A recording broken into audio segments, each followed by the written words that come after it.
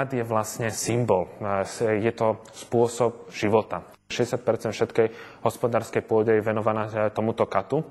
A vlastne obyvatelia pracujú do obeda. Čiže oni ráno po tej modlitbe idú do práce, sú na v tých úzkých uličkách a keď potom je poobednejšia modlitba, zvolá sa a hneď z tej modlitby sa ide kupovať kat. To sú také malé lístočky, ktoré sa dajú do úst. Vznikne vám vlastne taká obrovská guča v ústach a po 2 hodine, ako keby vyslovene človek uťal, všetci si sadnú a začnú žuť kat.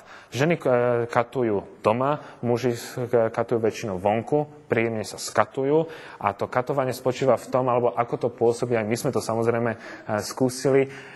Možno to poviem veľmi zle, ale to ako keby ste si dali pol litra vodky, na to si dáte asi krabičku cigariet a máte taký ten sklený výraz a keď tomu Jemenčanovi poviete nejakú informáciu, tak on to spracováva alebo spracuje to až na ďalší deň, že niekto mi položil túto otázku v potravinách, ja som mu zobral pokladňu, začal som si sám vydávať, on sa tak na mňa pozeral s tým skleným pohľadom a všetci katujú.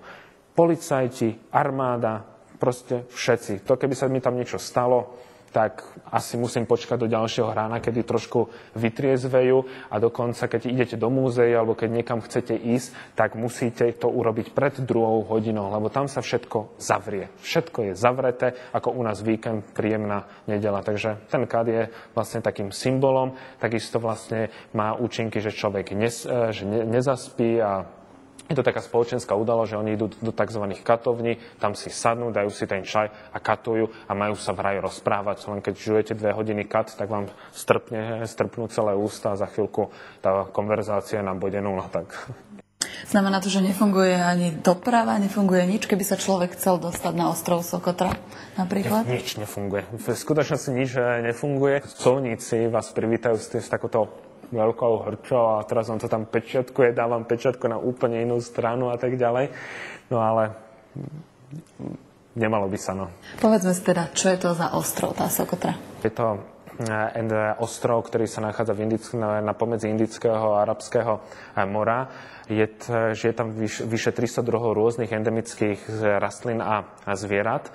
Že aké si jemenské Galapágy? Úplne Galapágy. Bol som v Galapágach a toto, keď môžem porovnať, tak samozrejme nie je to v tej obrovskej forme, ale sú tam endemické zvieratá, čiže zvieratá, ktoré nikde inde nenájdete. Nájdete tam rôzne stromy, ktoré nikde inde nenájdete. Mne to trošku pripomína práve Madagaskar.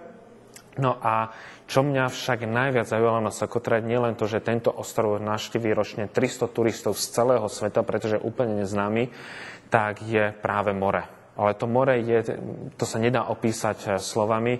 Mal som ľudí, ktorí boli na Tahiti, Bora Bora, bol som v Karibiku, brazílske pláže, ale keby som sa chcel ísť ešte raz niekde ísť skúpať, tak idem iba sem. Proste Tahiti, Bora Bora je, poviem to veľmi nechutne, je stoka oproti tomuto, čo je. Proste predstavte si ten nechutný, biely, práškový piesok, ktorý sa vám tak nepríjemne zapícháva práve do nôh, ktorý vám lezie úplne všade s neskutočne gíčovým, modrým morom, kde okolo vás plávu také tie malé žraloky, tie korálové, ktoré vám samozrejme nič nespravia, hraje okolo vás plávu. Korálový svet mal som tam jedného potápača, ktorý potápal v Červenom mori, on povedal, že Červené more nič nemá oproti tomuto ostrovu Sokotra a máte 11-kilometrovú nádhernú pláž a tam nikto nie je, len vy. Nič tam nie je, len vy ste tam, vy si môžete, tá pláž je len a len pre vás a práve v tej exotickosti a tej panenskosti je práve najkrajší ten ostrov. Všetci tí, ktorí tam s nami boli, doteraz mi píšu, že musíme sa tam ešte niekedy vrátiť, pretože to je jeden z posledných rajov na svete, ktorý ešte existuje. Jemen to však nie je len nádherná príroda a more, ale aj história a kultúra. Vy ste mi prezradili, že ste tam našli svoj 8. div sveta.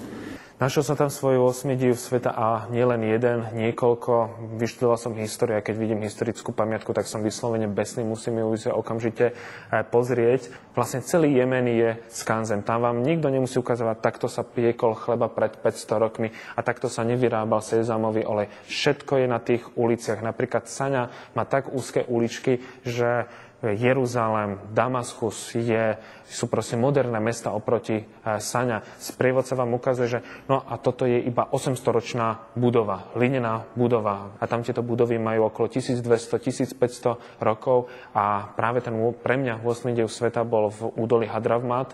Treba si predstaviť Grand Canyon v menšom. On má do dĺžky 120 kilometrov, hĺbku až do 500 metrov. Je to priam neskutočný div sveta a práve tam sa nachádzajú práve také tie hlinené dedinky, ktoré tie budovy majú okolo 1200-1500 rokov a práve keď sa prechádzate tými úzkymi uličkami, ktoré sú úzke, takže ledva ja cez ne prejdem, tak vtedy máte pocit, že tie rozprávky 1001 noci museli byť napísané tu a človek nemusí ísť do skanzenov, do múzeí. Všetko je na ulici a tie zážitky prichádzajú za vami.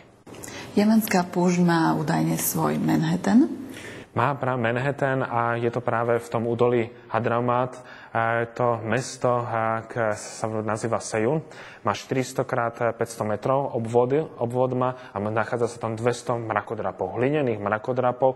Mrakodrap samozrejme nie je ako v Manhattane v New Yorku, ale tieto mrakodrapy majú 14 až 16 poschodí, sú čisto z hliny a niektoré sú staré 1200 až 1800 rokov. Tiež veľa ľudí mi neuverí, ale ja som tiež neuveril, kým som nevidel, kým som sa toho nemohol dotknúť. A toto miesto je tak suché, že samozrejme tam dážď nepríde a keď príde, tak nie sú také silné. Minulý rok bol tak silný dážď, že práve jedna budova sa zrútila, lebo všetko je to z nepálenej ťahly. Ale 1200-1800 rokov to je pre mňa nepredstaviteľné a stále tam žijú ľudia. Ďalšia taká vec, ktorú vám asi málo kto uverí, je, že vy ste si priamo z Jemenu priniesli mince z čias Márie Terézie. Ako sa tam dostali? Našli sme to práve tiež v údolí Hadramát a tieto mince prišiel za mňa taký malý chlapček, že toto sú strieborné mince z čias Márie Terézie. Ja som povedal, no to určite. A tak som to zobral do rúk, pretože jedno z odborov, ktoré som vyštudoval, bola práve numizmatika. Keď som to chytil, bola na považovo nejak veľmi ťažká. Pozriem na tú mincu, všetko tak, ako by malo byť. Ja sa ho spýtam, koľko? Že $10. Že za $10 mi dávaš kubánske striebro, že ty asi nie si normálny, tak zo srandy som to kúpil. Dal som si to, nech sa mi na to na škole pozrú, povedal, že je to práva minca z roku 1780. No a ako sa vlastne dostali do Jemenu, lebo v Jemene ich je niekoľko.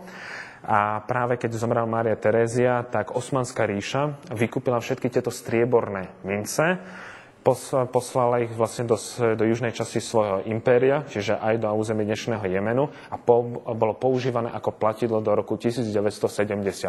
A práve potom jeden Ind v 19.